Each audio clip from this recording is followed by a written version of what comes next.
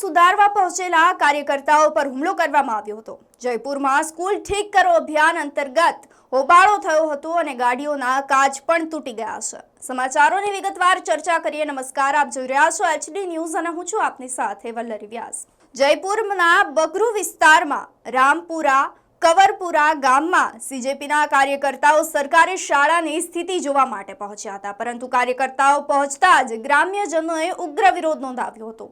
મામલો ધક્કામુક્કી સુધી પહોંચી ગયો અને સીજેપીનો આક્ષેપ છે કે તેમના પ્રવક્તા આશુતોષ રાંકા અને અન્ય કાર્યકર્તાઓ સાથે મારામારી પણ કરવામાં આવી હતી।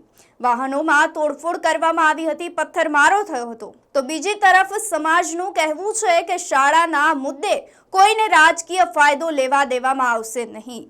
ગ્રામ્યજનોએ તો ત્યાં સુધી પણ કહી દીધું છે કે સરકાર શાળા નહીં બનાવે તો તેઓ પોતાના ખર્ચે ફાળો એકત્રિત કરી અને નવી શાળા ઊભી કરશે। ચોંકાવનારી વાત એ પણ છે કે 1999માં બનેલી આ શાળાની હાલત જર્જરિત હોવાનું કહેવામાં આવી રહ્યું છે।